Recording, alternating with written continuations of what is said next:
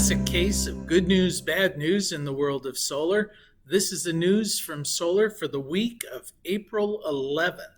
I'm Jay Warmke with Blue Rock Station, and let's get to the good news first. There are quite a number of very large-scale solar projects that have been announced this week. New York State, which has announced that it's seeking to get 70% of its electricity from renewable sources by the year 2030, has a number of large systems in the community solar world. Again, community solar are systems that are installed where people can purchase a portion of the array so that rather than putting a smaller array on their home, there's a large array that's built and then people subscribe to it, people or businesses. Well, Nautilus announced that they're going to be installing a 25 megawatt array in New York State. ClearPath Energy announced that they also will be putting a 38.25 megawatt community solar array in upstate New York. That should be operational by the second quarter of 2022. In Tennessee, Silicon Ranch has announced a 4 gigawatt, that's 1,000 megawatts, project in Tennessee that will begin with in the 2023-2025 timeframe. And Origis Energy has announced that they've just purchased 750 megawatts of solar panels from First Solar, which is a solar manufacturing company in Ohio, and they'll be installing those in multiple states around the country.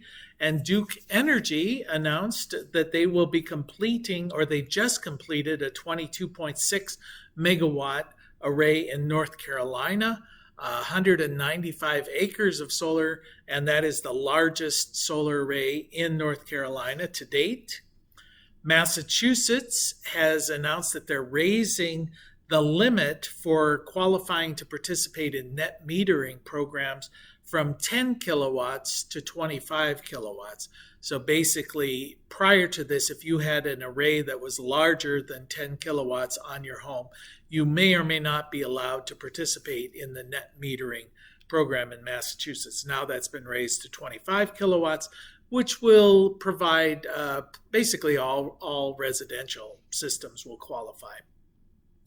Fronius, an inverter manufacturer, has announced that they now have a solar design program available to the public called Solar Creator. This is a free design program, so if you're interested in checking that out, I would just Google Solar Creator, you'll find it. There is a program by Pulte Group. It's a building company in Fort Myers, Florida.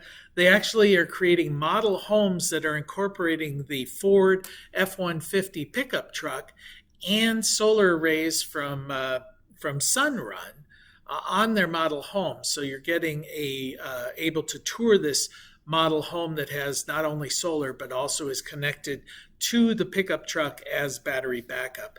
The Ford F-150 Lightning does have a 93 kilowatt hour battery bank, I believe, and that's enough to provide power to a typical residential home for up to 3 days in case of a power outage.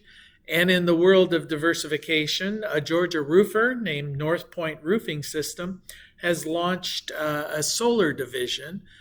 North Point Roofing, they're part of an ongoing trend where roofers, security systems, other building supplies, builders are getting into the solar industry, basically diversifying the industry as the industry matures. Now on to some of the bad news. In the past several weeks, the Department of Commerce has announced that they are going to be investigating anti-dumping allegations against a number of solar panel manufacturers.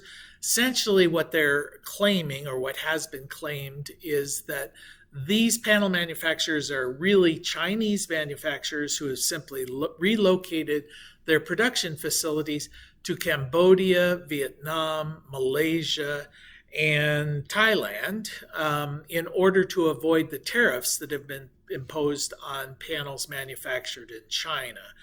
Well, since this investigation began about a week ago, Now, CEA, the Solar Energy Industries Association, polled about 200 installation companies, and 75% of those surveyed say that in the week since the investigation has begun, their orders for solar panels have either been canceled or delayed. 90% of these installation companies have said that the impact of this investigation will either be severe or devastating to their profitability as an installation company. Now, bear in mind, about 80% of the solar panels that are used in the United States come from these four countries. And apparently, because of this investigation, there's uncertainty as to what the pricing will be. So orders have either been, as the survey says, delayed or canceled. 90% of those who were surveyed say that this will be devastating to them. 2/3 of those said that they anticipate half of their workforce may actually be laid off or fired. A third of these people surveyed said that they may lose their entire workforce. And CEA estimates that as a result of this investigation, about 70,000 solar jobs will be lost, which represents about 30% of those currently employed in the solar industry. So we'll keep an eye on this and see how this plays out in the coming weeks. Well, that's the news from solar for this week of April 11th. We'll see you next week.